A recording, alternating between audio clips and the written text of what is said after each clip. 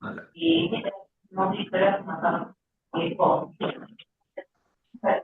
Il y a un petit bruit de fond.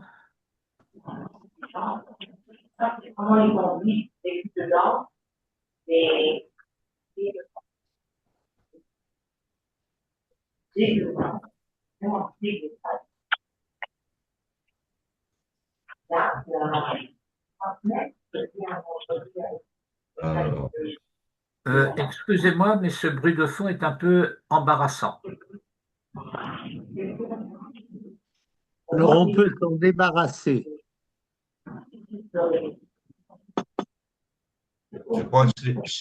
je crois que c'est David. David, C'est moi? oui, Je peut-être peux faut. couper, je Non, peux mais couper le son. en mute, oui, peut-être que c'est ça. Oui. Oui.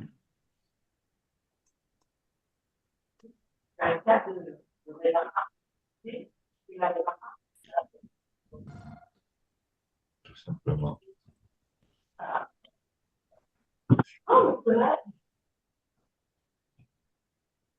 Voilà. Bien. Eh bien, bonsoir. Nous sommes arrivés à la paracha de Béchalach et nous allons étudier un ou deux thèmes au début de la paracha. Et bon, on verra jusqu'où on arrive par la suite. Si éventuellement on a encore le temps d'en étudier éventuellement un troisième, un peu plus loin. Alors, je vais passer en mode de partage d'écran pour qu'on puisse voir le texte de la paracha dans les micros de l'autre.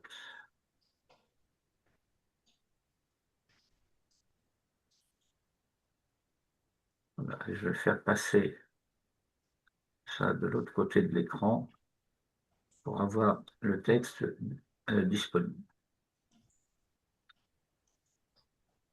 Donc, nous lisons à partir du verset 17 du chapitre 13. Vayehi beshalach paro et ha'am, velo nacham Elohim derech eretz pelishtim, ki karov hu, ki amar Elohim, pen yinachem ha'am birotam milchama, veshavu mitzrayma. Et ce fut, lorsque Pharaon eut renvoyé le peuple, beshalach paro et ha'am, velo nacham Elohim derech eretz pelishtim, et Elohim ne les a pas conduits sur le chemin des Philistins, qui karov hu, parce qu'il est proche, qui, parce que, Amar Elohim, Elohim a dit, Pen yinnachem ha'am bir'otam milchama, de peur que le peuple ne se ravise en voyant la guerre, le shavu mitzrayma, et qu'il retourne en Égypte. Vayasev Elohim et ha'am derech hamidbar yamsouf, et Dieu a fait faire un détour au peuple sur le chemin du désert de la mer des Joncs, Yamsouf, qui correspond à ce que nous appelons la mer Rouge. Vachamushim alu venez Israël me'eretz Mitzrayim. Et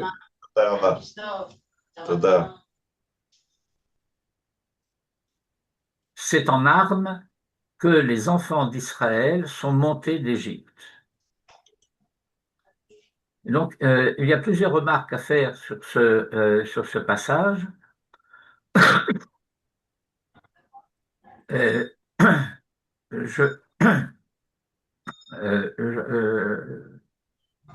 je vais essentiellement faire référence à quatre questions qui se posent sur le texte. Nous allons voir aussi un peu le commentaire de Rachid sur certains passages. Et je commence depuis le début. La première remarque concerne le verbe vayehi. Vayehi est un verbe qui, traditionnellement, introduit un malheur, quelque chose de problématique, ce que le Talmud appelle lachon tsara. Et l'étonnement, c'est que nous sortons d'Égypte. Et donc, la sortie d'Égypte devrait s'accompagner non pas de tristesse, mais de joie. Ça devrait être Vahaya, qui est la Shon Simcha. Alors pourquoi Vayehi? Eh bien, précisément parce que Beshalach par O et Ha'am. Parce que si le peuple est sorti d'Égypte, c'est parce que Pharaon les a renvoyés, chassés. Et bien entendu, nous avons là l'écho de ce que la Torah avait dit à la fin de la paracha de Shemot, Ata tir'e, après que Moïse se soit plaint de l'insuccès de sa mission auprès de Pharaon, et que Dieu lui dit, maintenant tu verras ce que je ferai à Pharaon, Ki biyad chazaka yeshalchem, parce que d'une main forte il les renverra, ou biyad chazaka yegarchem me'artso, et d'une main forte il les chassera de son pays. Il n'y a pas ici une répétition. La main forte, euh, la première, c'est la main forte qui s'exerce sur Pharaon et les Égyptiens. Et le deuxième, Yad Chazaka, c'est la main forte de Pharaon qui chasse les Hébreux d'Égypte. Et le fait de dire que c'est Pharaon qui les a renvoyés, ça veut dire que les Hébreux ne sortent pas parce que Hachem les fait sortir d'Égypte, mais parce que Pharaon les envoie. Ce qui implique le fait qu'ils ne voulaient pas sortir. Et c'est bien ce que ce verset à la fin de la paracha de Shemot vient enseigner à Moïse. C'est que la sortie d'Égypte se heurte à deux refus, à deux obstacles. Un obstacle qui vient des Égyptiens et un obstacle qui vient de Pharaon. Et, Du peuple juif pardon, le premier obstacle vient, non, l'obstacle de Pharaon et l'obstacle des Juifs, des Hébreux. des Hébreux, oui. D'accord. C'est-à-dire qu'il y a comme une espèce de collusion entre les Égyptiens et les Égyptiens qui ne veulent pas qu'ils partent et les Hébreux qui ne veulent pas partir. Exact. Et on ne comprend pas vraiment pourquoi les Hébreux ne veulent pas partir, alors qu'ils sont dans une situation de plus en plus dramatique. Et comme le texte le dit lorsque euh, elle introduit le passage du buisson ardent, euh, ils ont crié vers Dieu. Et Dieu dit, j'ai entendu leur clameur. Alors, pourquoi ne veulent-ils pas sortir? Ce malheur qui fait, et c'est une problématique qui accompagne toute l'histoire d'Israël depuis les origines jusqu'à nos jours. Les Hébreux, aujourd'hui les Juifs, se trouvent en but à l'antisémitisme, à la haine, euh, ils sont victimes de violences, ils sont victimes de meurtres, et ils ne veulent pas partir. Pourquoi partirais-je? Je suis français, moi, monsieur.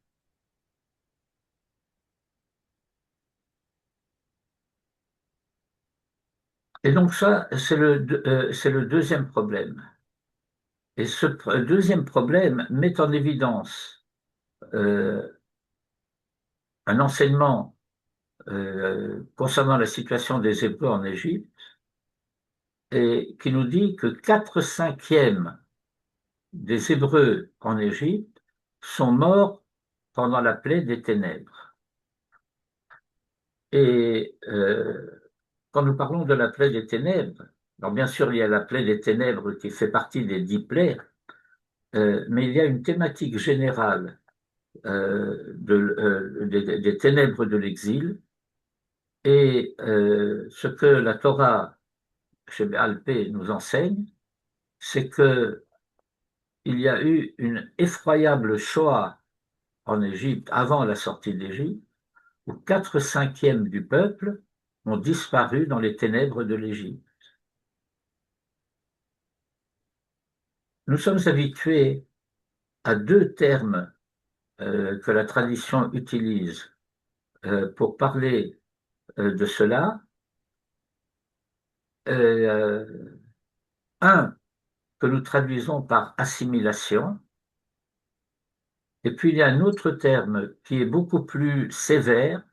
En hébreu, c'est tmira, le fait que l'identité juive se dissout en exil. Ça ne se fait pas d'un seul coup. C'est un processus qui prend en général 3 à 4 générations. La première génération cesse d'être fidèle à l'identité d'Israël, Torah ou Mitzvot, et en particulier deux conduites fondamentales qui préservent l'identité d'Israël: les lois de la pureté familiale et les lois de la cacheroute. Alors la deuxième génération est élevée en dehors de la tradition. Généralement, elle a encore conscience d'appartenir d'une certaine manière, d'être descendant de juifs. Cette génération risque déjà ce qu'on appelle le mariage mixte. Cela s'aggrave à la troisième génération, et la troisième génération et la quatrième génération, généralement, ignorent même leur origine.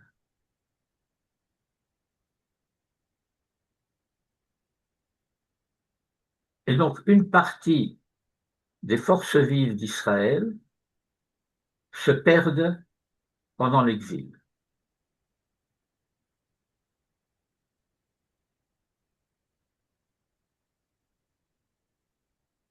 Le texte continue en disant que ce fait que les Hébreux soient sortis d'Égypte, chassés par Pharaon, entraîne le fait qu'au lieu de suivre le littoral de la Méditerranée depuis le pays de Goshen, qui se trouve au nord-est de l'Égypte, au bord de la mer, et le chemin le plus court pour aller en Eretz Israël, c'est de suivre le littoral, et on arrive par El Arish, la frontière avec ce que nous identifions aujourd'hui comme la bande de Gaza, qui est appelée aussi Eretz Pelishtim, la terre occupée par les Philistins, parce qu'il est court. C'est-à-dire cette proximité du pays des Philistins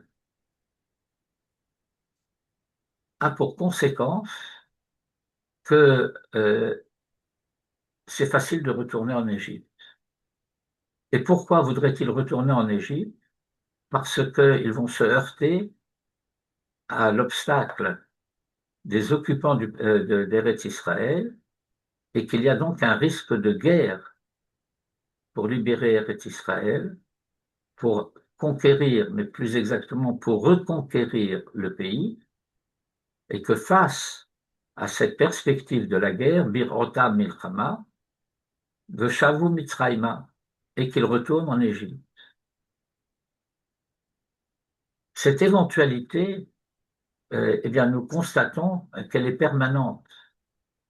À chaque fois que le peuple va rencontrer un obstacle quelconque pendant la marche au désert, pendant la marche au désert des 2 premières années. Eh bien, cette tentation ressort à chaque fois. Nitna rosh fenashuva mitzrayma. Nitna rosh, ça veut dire, on va changer de direction, on va se donner de nouveaux chefs et on va retourner en Égypte. Et cela va déjà commencer à apparaître dans quelques versets un peu plus tard, comme nous allons le voir dans quelques minutes. Pen yinachem ha'am, de peur que le peuple ne se ravise, birotam milchama, dans la perspective de la guerre, de Shavu Mitzrayma, et qu'il retourne en Égypte. Vayasev Elohim et ha'am derech hamidbar yamsuf, et Elohim a fait faire un détour au peuple par le chemin du désert de la mer des Joncs. Et jusqu'ici, à 3 reprises, le terme qui est utilisé par la Torah pour désigner les Hébreux, c'est Ha'am, le peuple. Et maintenant, concernant une minorité que la Torah appelle Béné Israël, elle dit d'eux que ceux-là sont sortis en armes, Chamushim. Chamushim Alou Béné Israël, Me'eretz Mitzrayim, sont montés les enfants d'Israël du pays d'Égypte. Et donc nous constatons que les Hébreux en Égypte se sont divisés en 3 catégories. Ceux qui n'ont pas voulu sortir et qui sont morts en Égypte, ceux qui ne voulaient pas sortir mais qui, sous la pression exercée sur eux, ont finalement accepté de sortir malgré eux. Ceux-là, la Torah les appelle le peuple, et une minorité qui serait sortie plus tôt s'ils avaient pu, et que la Torah appelle Béné Israël. Ce terme de Chamushim, qui dans le Pshat signifie armée, vous connaissez le verbe, le mot en hébreu moderne, Tachmoshet. Tachmoshet, ce sont les munitions. Et donc, Chamushim, c'est armée. Et s'ils sont armés, ça veut dire qu'ils sont prêts à l'éventualité du combat. Et donc, ce n'est pas eux que concerne la remarque des versets précédents. Peninachem ha'am birotam milchama. Ce ne sont pas les mêmes.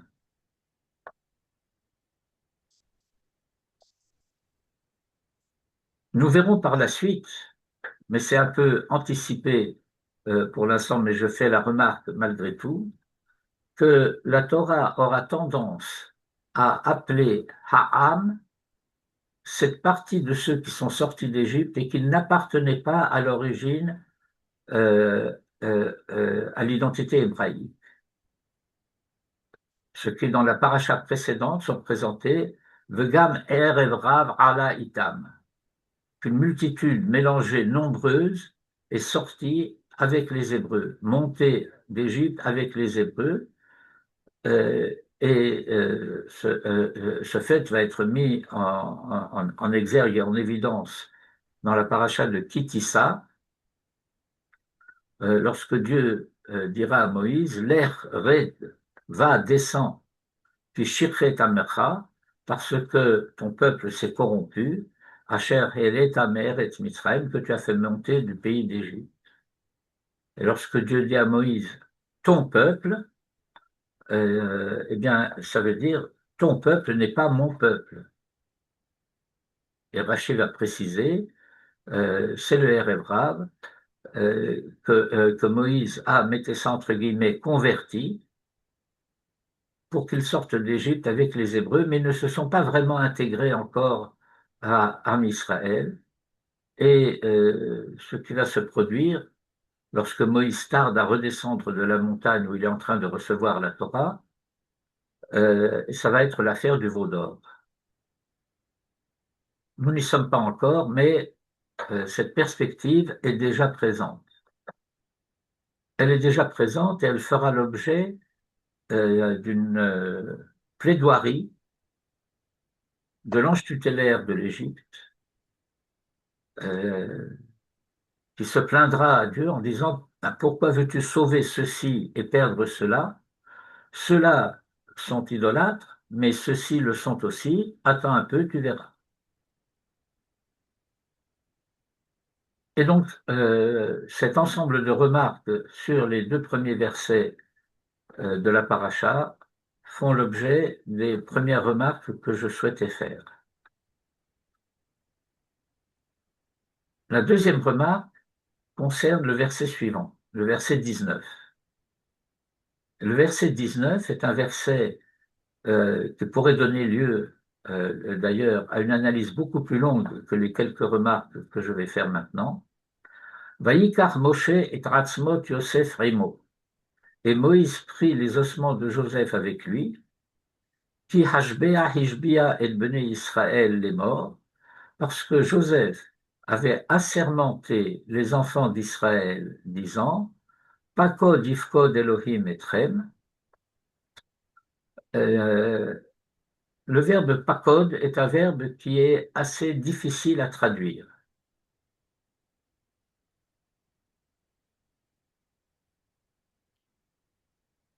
Il a un champ sémantique extrêmement large. L'ifkod peut signifier dénombrer.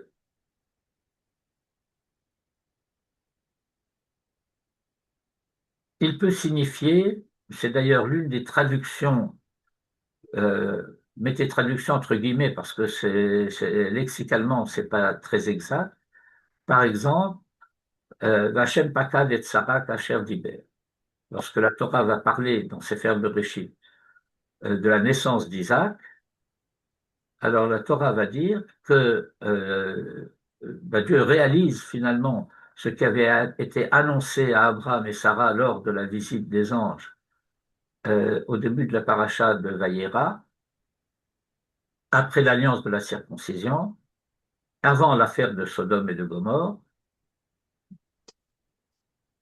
Où est Sarah ta femme? Elle est là dans la tente. Eh bien, dis-lui que dans un an, à compter de ce jour, elle aura un fils.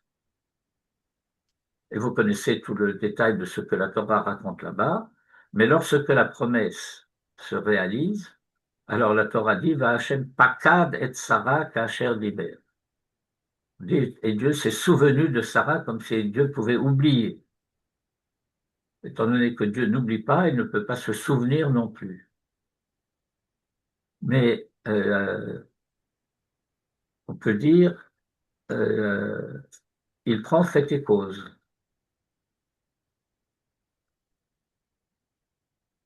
L'ifkod, ça peut signifier aussi commander.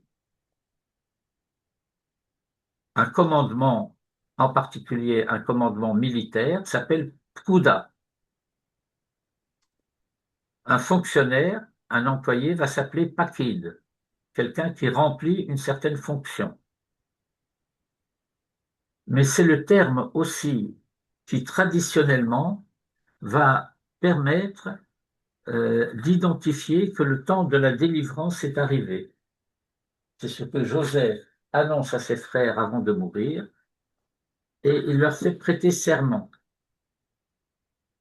Il leur fait prêter serment, de faire prêter serment de génération en génération, la génération partante à la génération arrivante.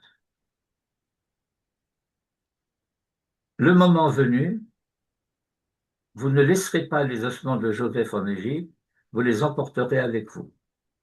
Et c'est cela que la Torah rappelle ici.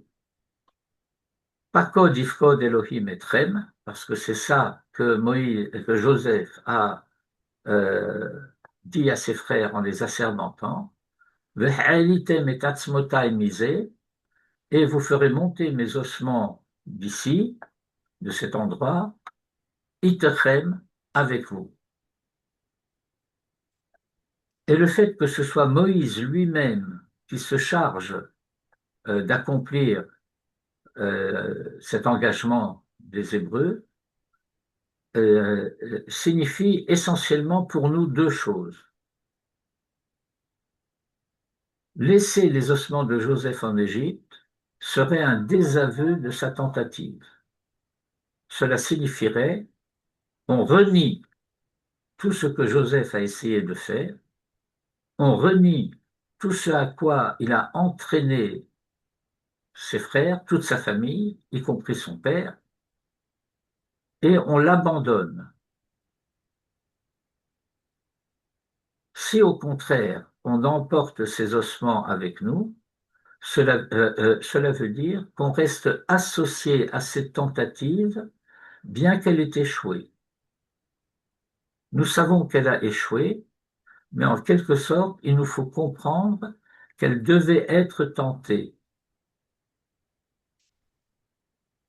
Joseph, qui entraîne ses frères à cette aventure, est le seul à vouloir la tenter. Il s'oppose à toute sa famille, à son père et à ses frères. Et pourtant, c'est lui qui, finalement, entraîne la décision. Et donc, il y a tout un sujet d'étude dans lequel nous n'allons pas rentrer ce soir, parce que je veux continuer dans l'analyse d'autres aspects de la paracha. Mais ce qu'il faut bien comprendre, c'est que la Torah veut nous faire comprendre, nous faire savoir et nous faire comprendre que cette tentative était nécessaire, bien qu'elle, non seulement bien qu'elle ait échoué, mais bien qu'il y avait des raisons de penser, pas seulement de croire, des raisons de savoir qu'elle ne pouvait finalement qu'échouer.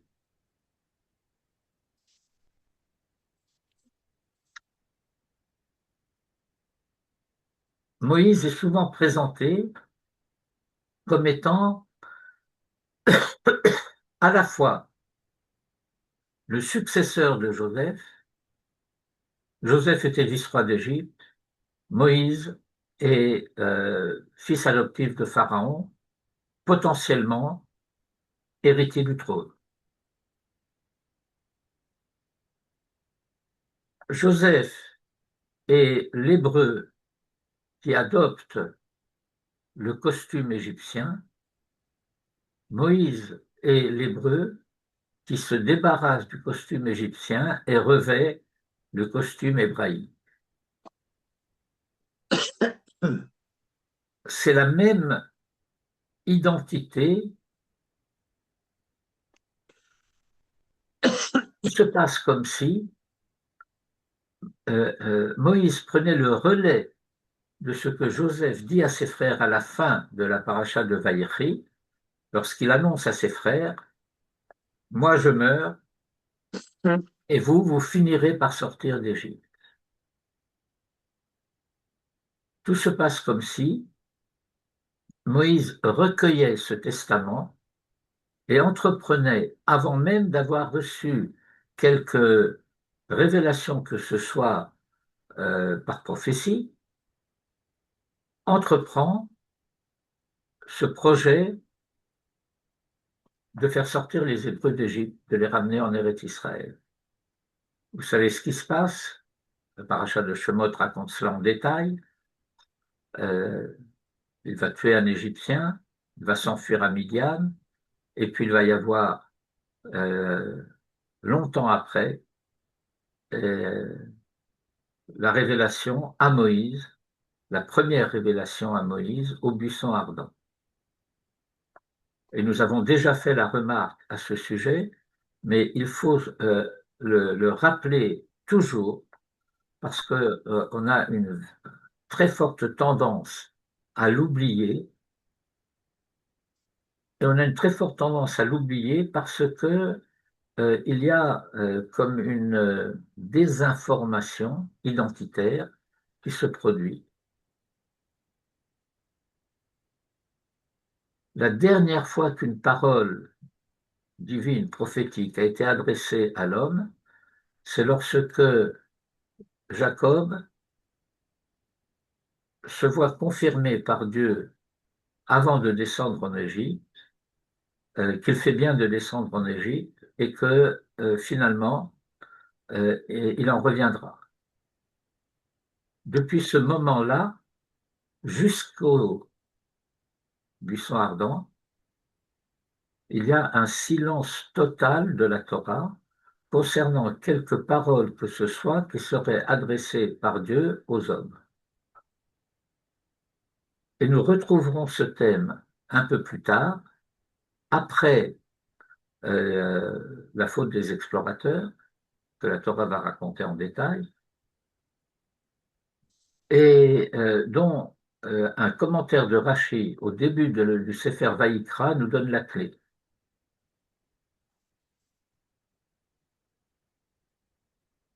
Après l'affaire des explorateurs, tout le peuple, tous ceux qui sont sortis d'Égypte, qui étaient âgés de 20 ans et plus, vont mourir dans le désert.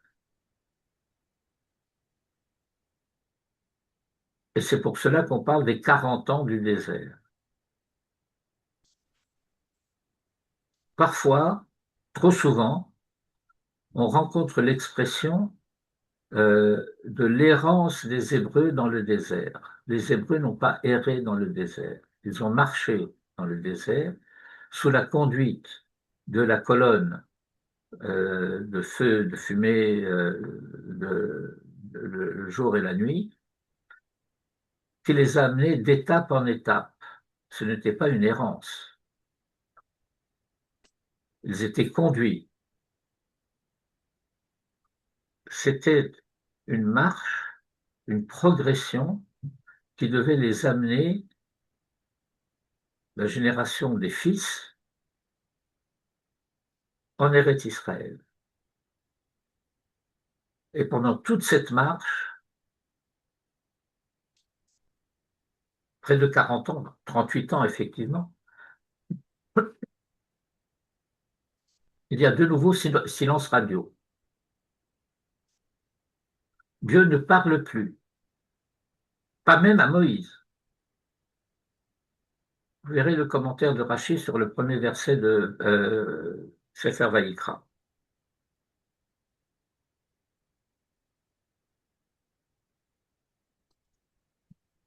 On pourrait traduire cette situation en disant Dieu n'a rien à dire à ceux qui ne sont pas destinés à entrer en Eretz Israël. Rabbi Yehuda Halevi en fait la remarque lorsqu'il explique le fait de prophétie au roi des Khazars. La prophétie est en Israël ou en relation avec Israël, avec Eretz Israël. Et les prophètes qui prophétisent en dehors d'Eretz Israël sont des prophètes de la prophétie du retour en Eretz Israël.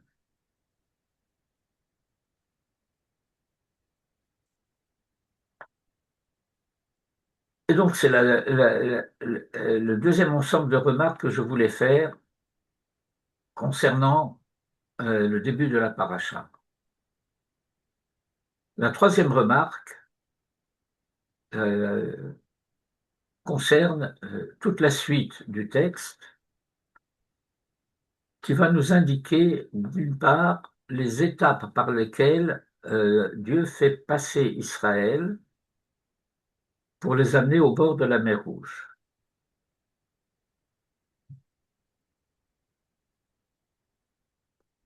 Je vais vous demander de faire un effort d'imagination. Un effort d'imagination pour vous représenter la carte géographique de ce qui se passe. Nous partons du pays de Goshen. Nous n'allons pas aller vers l'est, nous allons descendre vers le sud. Vous voyez la péninsule du Sinaï. Ce qu'on appelle la péninsule du Sinaï, il y a un bras de mer à l'est qui arrive à Eilat, et il y a un bras de mer à l'ouest qui remonte vers le nord et qui, dans les temps modernes, va être relié par le canal de Suez à la Méditerranée. Et donc ce canal de Suez se trouve en quelque sorte à la verticale de la pointe de ce bras de mer de la mer Rouge, l'extrême nord de cette pointe. Au temps des Hébreux, bien entendu, il n'y a pas de canal, mais quand les Hébreux descendent de Eretz Goshen vers le sud, ils peuvent descendre et prendre un chemin qui se situerait à l'est du bras de mer, mais voilà que la Torah nous apprend que Dieu les fait prendre un chemin à l'ouest de ce bras de mer. Et donc, lorsque Pharaon va se lancer à leur poursuite, qu'il va les rejoindre là où ils campent, qui est un endroit qui est indiqué par la Torah, eh bien, les Hébreux se trouvent prisonniers, en quelque sorte, entre le désert d'une part, le désert à l'ouest, la mer d'un côté, les Égyptiens derrière.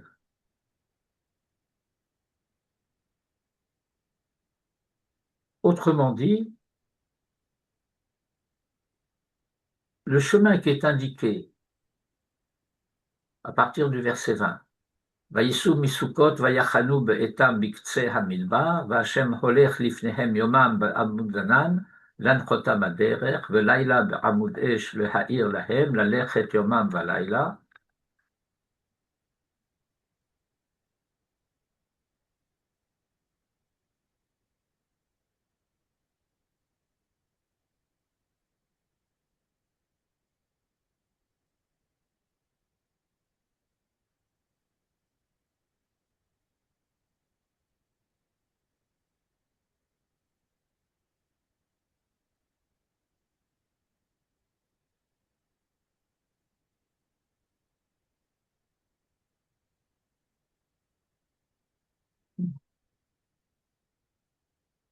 J'ai un petit problème avec ce logiciel, je ne comprends pas pourquoi, lorsqu'on lui dit la page d'après, il nous amène plusieurs pages plus loin. Bon.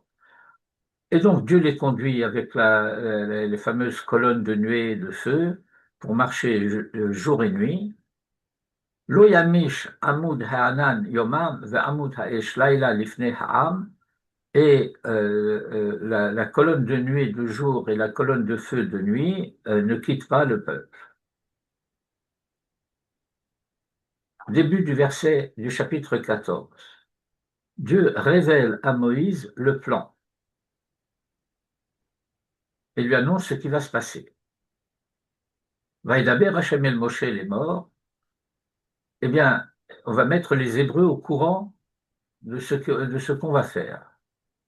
Parle aux enfants d'Israël et qu'ils reviennent en arrière et qu'ils campent devant un endroit qui s'appelle Pi Achirot, la bouche de la liberté, l'ouverture vers la liberté, Ben Migdol ou Ben Hayam, entre un lieu qui s'appelle Migdol et la mer, Lifne Baal Sophon, devant un lieu dit Baal Sophon, qui est une divinité égyptienne, Nichecho Tachanu al Hayam, et en face, vous camperez au bord de la mer, al Hayam. En conséquence de cela, Ve'amar paro l'ibné Israël, Pharaon dira au sujet des enfants d'Israël, ne vous chimhem ba'aret, sagar alehem amidbar. Ils sont égarés dans le pays, le désert s'est refermé sur eux. Et moi, dit Dieu, v'chizakti et lev paro, je renforcerai le cœur de Pharaon, v'radaf acharehem, et il les poursuivra.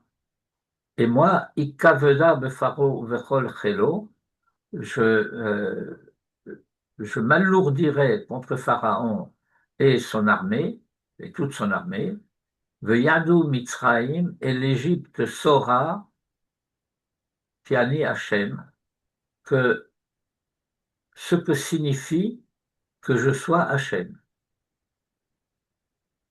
Autrement dit, tout ce qui se passe depuis la première mission de Moïse chez Pharaon.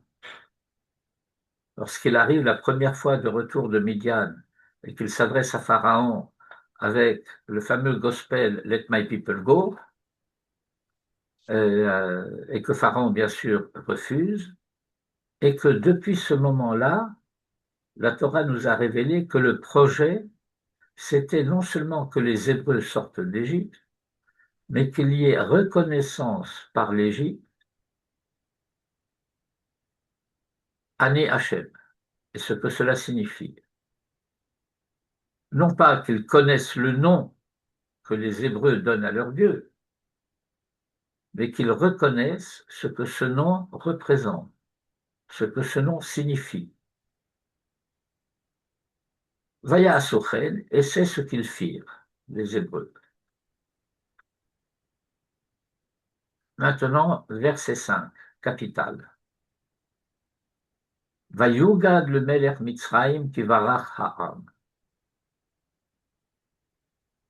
Et il fut révélé au roi d'Égypte que le peuple avait fui. Vayehafer levav paro varavadav el haram. Et le cœur de Pharaon et de ses serviteurs s'est retourné contre le peuple. Vayomru, et ils dirent, Mazot asinu, qu'avons-nous fait, Kishilachnu et Israël merovdenu, d'avoir renvoyé Israël de nous servir. Que se passe-t-il ici? D'un seul coup, et c'est un peu brutal, il y a une prise de conscience chez Pharaon et chez les Égyptiens. Il n'aurait pas dû laisser partir les Hébreux.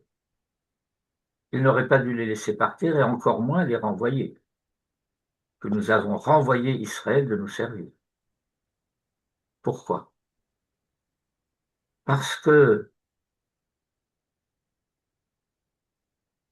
la situation telle qu'elle est exprimée par la Torah était claire. Il y avait menace. Israël est mon fils aîné. Si tu ne laisses pas partir mon fils aîné, je tue ton fils aîné.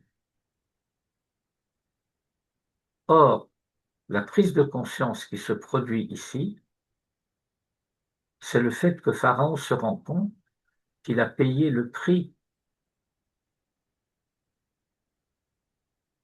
Les premiers-nés d'Égypte sont morts, donc Israël lui appartient. Il n'avait aucune raison de les laisser partir et encore moins de les renvoyer. Mais on change d'avis. On va les poursuivre pour les ramener.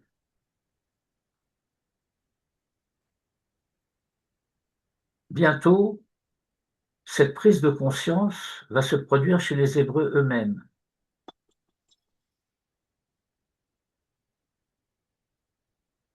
Eh bien, qu'est-ce qui se passe avec notre ami Bénichou?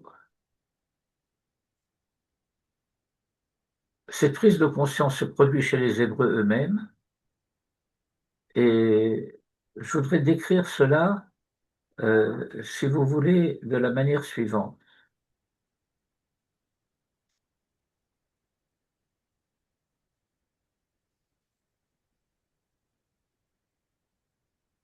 Non, je ne vais pas faire ça maintenant, on va attendre encore quelques versets. Et Dieu a affermi le cœur de Pharaon, roi d'Égypte, et il a poursuivi les enfants d'Israël, alors que les enfants d'Israël sortaient haut la main. Vayirdefu Mitzrayim acharehem. Et les Égyptiens les ont poursuivis. Vayasigu otam chonim al hayam. Et ils les ont atteints, rattrapés, campant au bord de la mer. Kol sus rechev paro farashav vechelo. Toute l'armée des chars et de la cavalerie de Pharaon et son infanterie, al pi achirot, à cet endroit qui s'appelle pi achirot. Vous vous rappelez que la Torah nous a donné tous les renseignements topographiques concernant l'endroit où se situent les enfants d'Israël, devant Baal Tzephon. Où Pharaon écrive.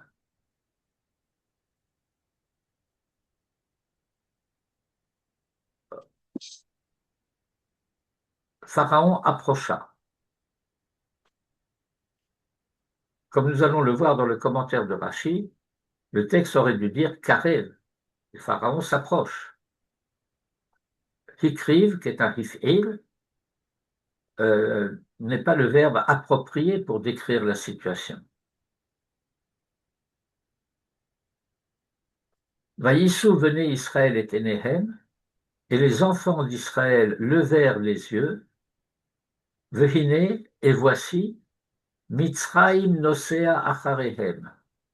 L'Égypte marche à leur poursuite. Vaïr ou meod, et ils eurent très peur. Vaïtzraku venez Israël et Lachem, et les enfants d'Israël ont crié vers Dieu. Et ils protestent immédiatement. Vayomru el Moshe, et ils dirent à Moïse, Hamibli en kevarim bemitzraim, est-ce qu'il n'y a pas de non-tombe en Égypte? Rashi va mettre en évidence cette double négation, Hamibli en kevarim.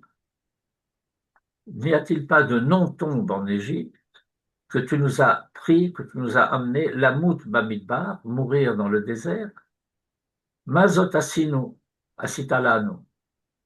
Qu'est-ce que tu nous as fait?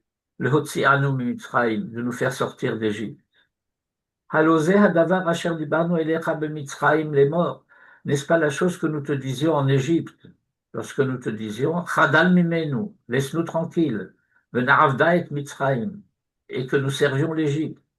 Kitov lanu avod et Mitzrayim, parce qu'il est préférable pour nous de servir l'Égypte, mimutenu bamidbar, que de mourir dans le désert.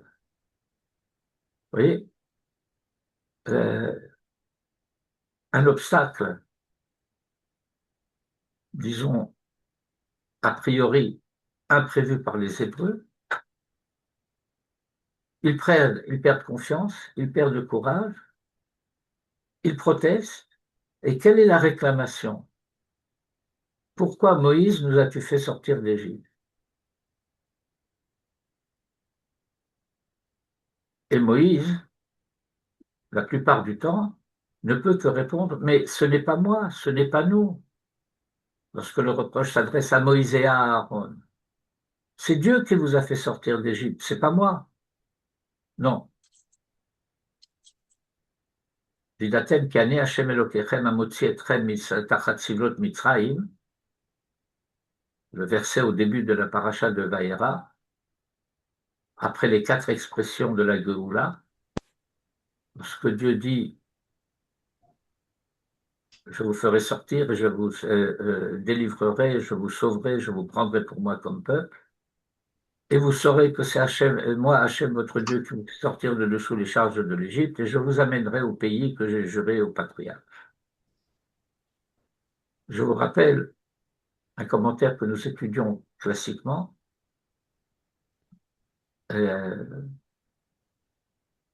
du Orach Chaim HaKadosh, Rabbi Chaim,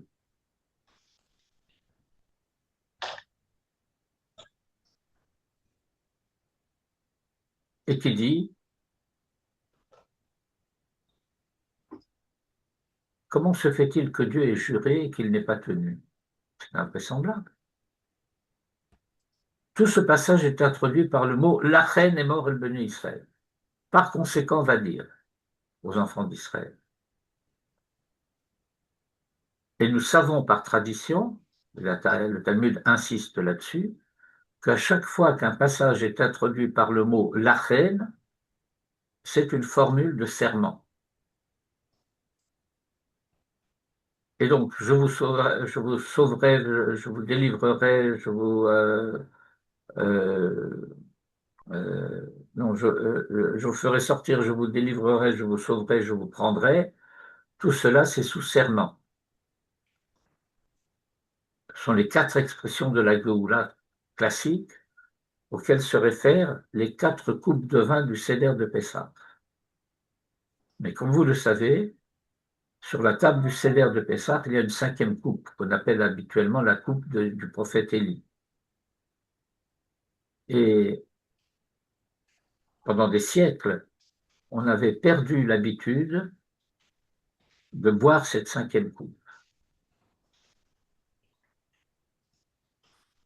Le Maharal,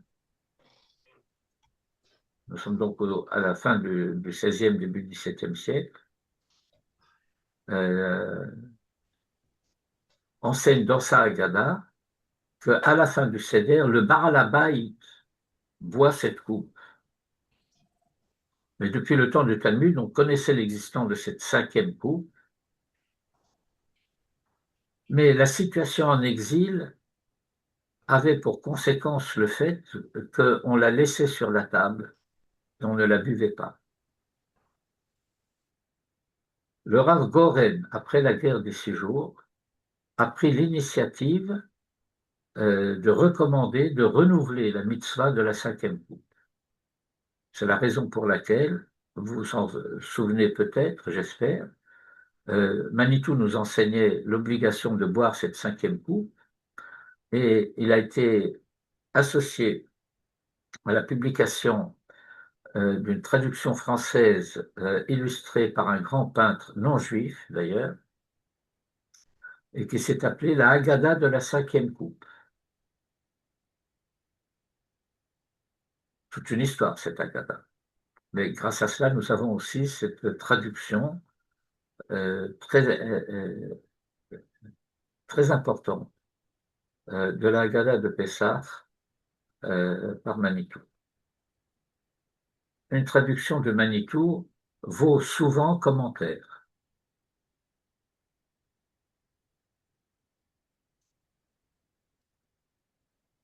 Et donc, il y a cette 5e formule de la délivrance, je vous amènerai au pays. Or, cette génération n'a pas été amenée au pays, elle est morte dans le désert. Pourquoi demande le Or HaChaim, Rabbi Chaim Ben Attar, et il explique, c'est que cette 5e expression de la Géoula s'accompagnait non pas d'une condition à proprement parler. Pourquoi pas une condition à proprement parler? Parce que les serments sont sans condition. C'est ce qui les différencie d'une promesse. La réalisation d'une promesse peut être empêchée, retardée, annulée, parce que les conditions qui accompagnent cette promesse ne sont pas remplies. Mais un serment, shvoua, aucune condition. Sa réalisation est un impératif catégorique.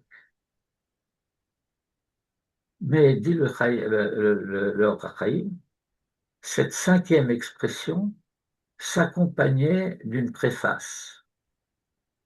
Vous saurez que c'est moi, Hachem, votre Dieu, qui vous fait sortir d'Égypte, et je vous amènerai au pays. Et donc, explique le Or HaChaim, cette 5e expression ne concerne que ceux qui reconnaissent que c'est Dieu qui les a fait sortir d'Égypte. Or, c'est cette reconnaissance qui est en question pendant tout le début de la marche au désert.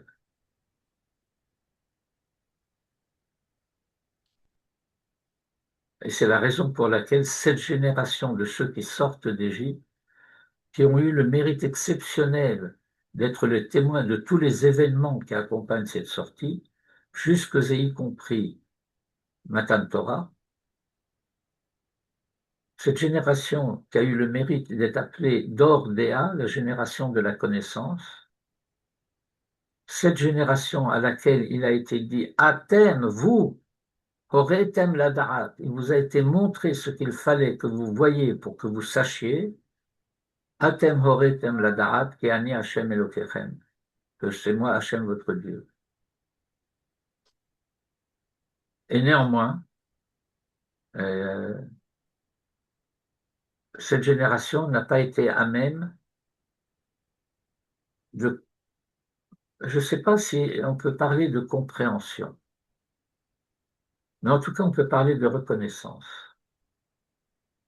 n'ont pas été capables de reconnaître avec tout ce que cela implique de conséquences, le fait que c'est l'intervention de Dieu dans l'histoire qui les a conduits hors d'Égypte. Bien sûr, il y a eu un homme à leur tête, Moïse, accompagné d'un frère, Aaron. Mais il n'en reste pas moins que c'est Dieu qui les a fait sortir d'Égypte.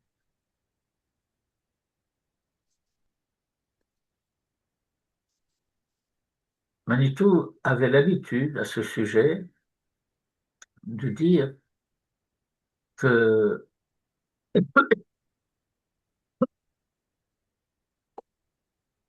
l'insistance de la Torah sur cet aspect de la situation devrait nous permettre de comprendre ce qui se passe de notre temps. Comment se fait-il que ce soit les croyants, ceux qui croient, comme on dit habituellement, l'expression est maladroite, qui croient en Dieu, la Torah, les mitzvot, qui reconnaissent l'intervention de Dieu dans l'histoire, ça s'appelle dans leur langage et dans le nôtre d'ailleurs, la hashgacha.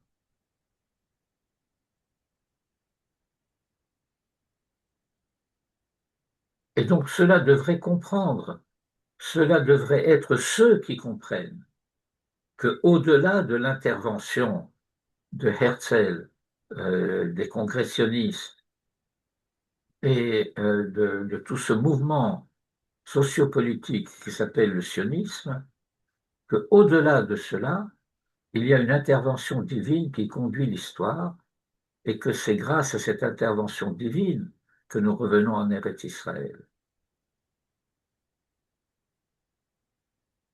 Ces gens-là, ces croyants-là, correspondraient de notre temps à ceux que la Torah désigne comme Dor Déa de la sortie d'Égypte, une génération de la connaissance, les connaissants Dieu.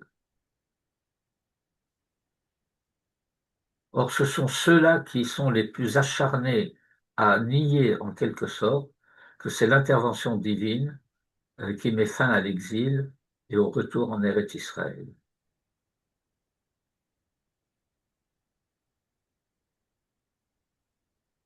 Ce serait incompréhensible si la Torah ne nous avait pas déjà raconté cette histoire. Ou autrement dit, la Torah ne nous raconte en détail cette histoire que parce que cette histoire est celle que nous vivons.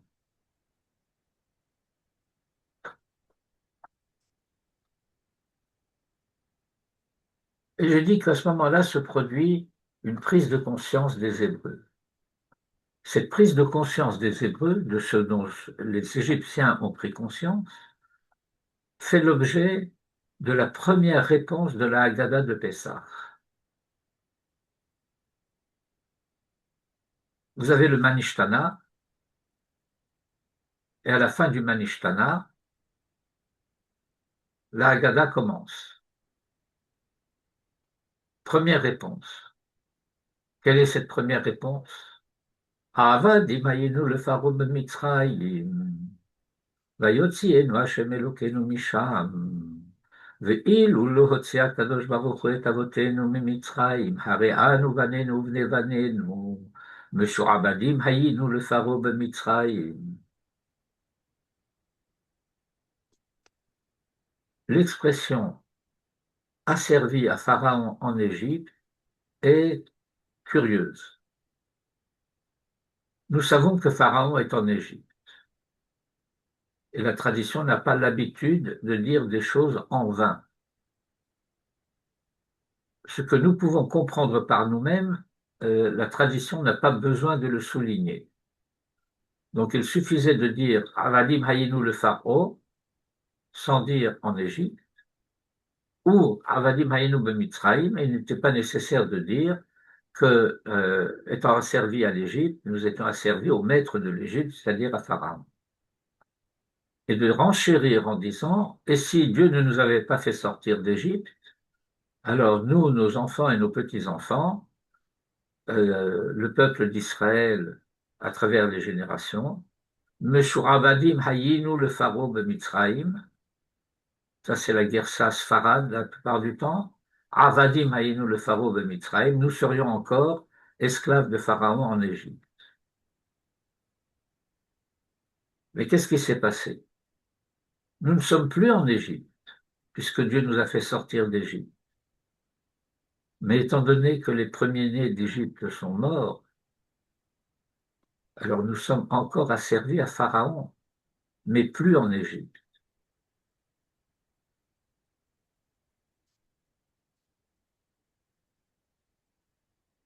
Il y a toute une discussion dans le Talmud, et je voudrais finir par cette analyse, notre étude de ce soir, concernant la liturgie de Purim. Pourquoi ne disons-nous pas le Hallel à Purim? Une question que le Talmud pose. Alors, il y a une tentative de réponse qui consiste à dire, eh bien, à Purim, nous avons un Hallel spécial, ça s'appelle la Megillat Esther. Mais le Talmud n'est pas satisfait vraiment de cette réponse.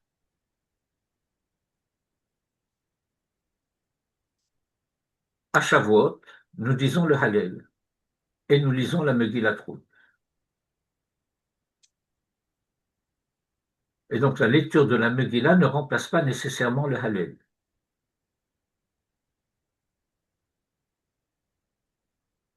Et alors, que répond le Talmud?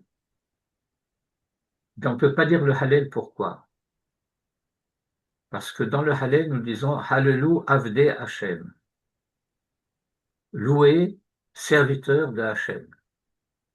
Or nous, dit le Talmud, nous sommes les serviteurs d'Assuérus. Cette histoire se passe à Suse. Elle ne se passe pas comme la Megillat Ruth en Eretz Israël. Et nous ne pouvons pas être serviteurs d'Hachem si nous sommes encore les serviteurs d'Assuérus ou les serviteurs de Pharaon. Autrement dit, Dieu nous fait sortir d'Égypte et nous fait sortir de dessous les charges de l'Égypte, mais il faut que nous, par notre conduite, nous rejetions la servitude à l'Égypte, et cela nous ne pouvons le faire qu'en acceptant la souveraineté de Dieu. Ça s'appelle en hébreu Kabbalat Ol Malchut Shamayim. C'est par Kabbalat Ol Malchut Shamayim que nous nous libérons nous-mêmes de l'asservissement à Pharaon.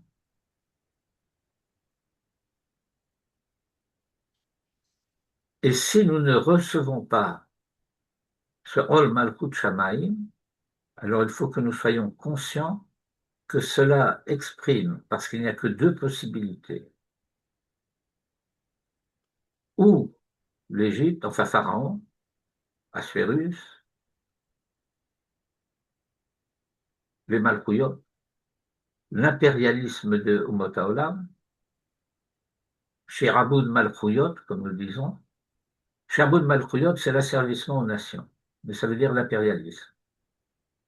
Et donc, ou bien l'impérialisme qui nous désidentifie, ou bien Ol Malchut Shamayim.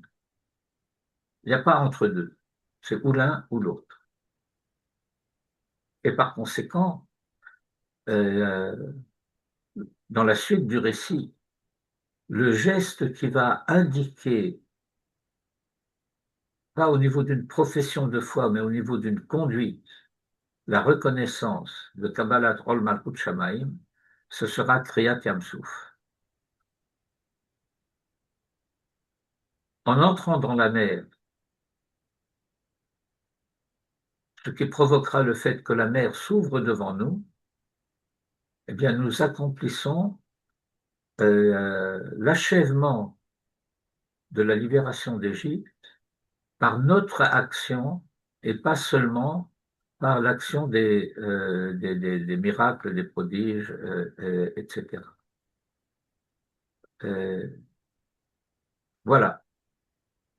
Ce sont les quelques remarques que je souhaitais faire sur le début de la paracha et tout ce qui nous conduit au début de la paracha jusqu'à Kriyat Yam Souf, qui va se produire dans les versets suivants. Rav, si vous me permettez, il y a un point que je n'ai pas compris. Lorsque Avadim les pharaons, vous dites que même si nous étions sortis d'Égypte, on serait resté les Avadim. Pourquoi de pharaons? Mais parce que Avadim Hayinu le Pharaon Bemitzraïm. Israël. Or, nous On- sommes sortis d'Égypte. Oui, Alors pourquoi l'expression, c'est nous étions esclaves de Pharaon en Égypte. Et Dieu nous oui. a fait sortir de là-bas. Et s'il ne nous avait pas sortir de là-bas, nous serions encore esclaves de Pharaon en Égypte. Non, c'est par le fait de sortir. D'accord, j'ai compris. Merci.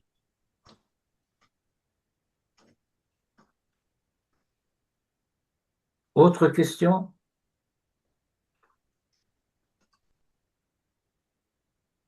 Pas de question. Extraordinaire. Eh bien, donc, il me reste à vous souhaiter le bonsoir. Barbara. Maître Bénichou, j'ai encore un mot à vous dire. Oui, oui, je reste.